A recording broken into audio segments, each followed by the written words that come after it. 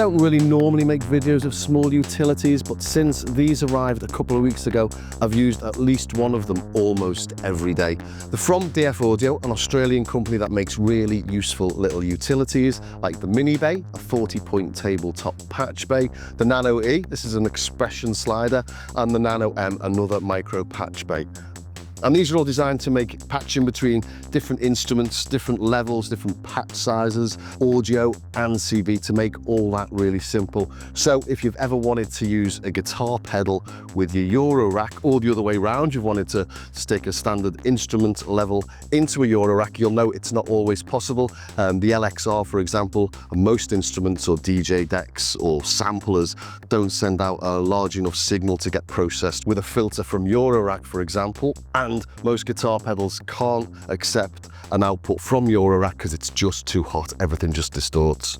So rather than buying Eurorack specific reverbs and delays, for example, you can use your existing stuff by reducing the signal with the Nano U. We can attenuate on channels 3 and 4, and we can boost signals from normal instruments, as it were, to be used or processed within Eurorack using channels 1 and 2. And I'm using my Nanopatch X in this little setup to send full size is that 1/4-inch jacks. This is an insert cable into the Behringer BM14 analog delay. This is the input, this is the output. You could then take that output and patch it into another one, for example. So just a nice little handy unit there. As well as helping to bring everything together in a single setup with different levels, we've also got envelope followers on this. We can mix the signals and we can invert the envelope followers. So just briefly explain what this is. We've got 4 channels, 1, 2, 3, and 4. So the line comes basically in and then out. We can mix 1 and 2, or we can mix 3 and 4. So I've been using it in one of the setups, well, in lots of the setups I've been using recently, like these here, where I'm using 5 instruments, but I've only got 4 inputs on my desk. So I've been using the Nano U to mix 2 of those Dreadbox units into a single input on my interface. All these inputs can accept audio. The 2 on the right can also accept CV, and we can output CV from the audio inputs, as these have got envelope followers in. This is a slow one, this is a fast one, so they act in slightly different ways, and we can invert that envelope follower if we like as well.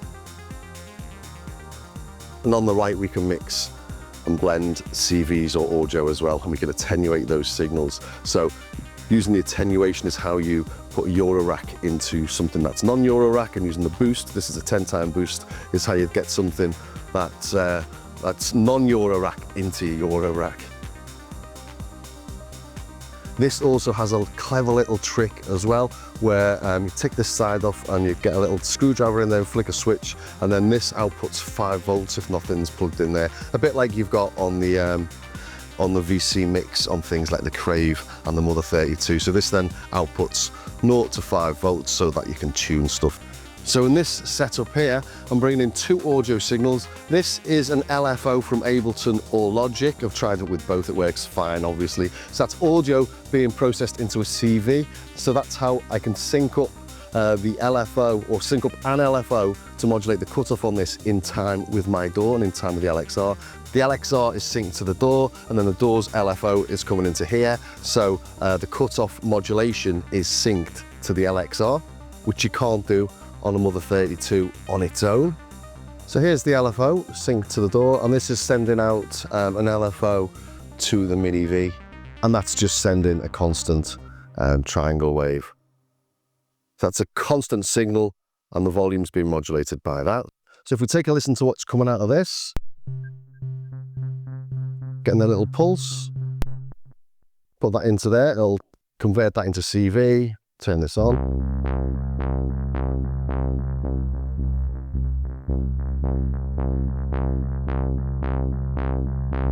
And if we come back here, we can then change the rate of that. And obviously you can do really nice things with the shape of it. Add steps. Put it back up to what was on 16ths. Try that.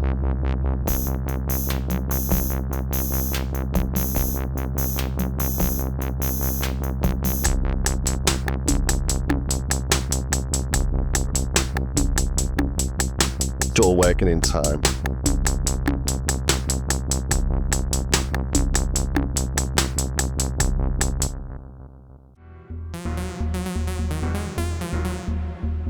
This is another demo where I used it as a mixer for 2 of the Dreadbox units.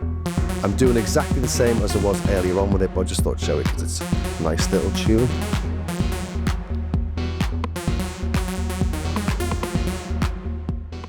And on this little demo here, I've been using the output from the KeyStep Pro to control the tuning of the carrier oscillator on the Moga and the Behringer ring mods. And of course, you've got to get them both to a Voltaire octave if you're playing it via a keyboard.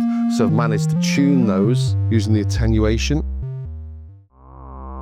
And then on this example here, I'm using the VC mix from the Mother 32 to control both the filters. So I've got one in the left ear, one in the right ear. I'm sending the VC mix output into the Nano U, and I'm sending that signal to both of them via channels 3 and 4 by hitting the mix button.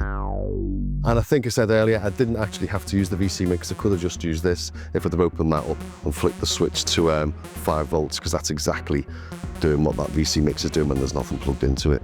So they're just a few ways I've been using it. I don't want to go into every single use case. DF Audio have got a great little demo actually, and they've got a Magpie on an iPhone and a drum machine and doing something similar. It's just really nice watching the Magpie sing and that modulating the filter. Quite a cool little demo, but they've done other little bits on there as well. But really, I just wanted to show how useful little things like this can be, because you sit here sometimes scratching your head trying to work out a solution, and I've found that this little bad boy here just seems to solve all my problems. So it's highly recommended. Now the demo I've got with all these is coming up at the end. Do stay for that. It's a nice little demo and explain what I'm doing in text as it plays. So do stay for that. And I hope that was of some use to somebody somewhere. If it was, please do subscribe, ring the bell, join me over on Patreon, do all that sort of stuff. Check out my starskycarr.com website as well. There's patches, there's samples, there's free stuff, there's stuff that you can pay for. It's always nice when people buy some of even the cheaper stuff, because it really does all help to support the channel.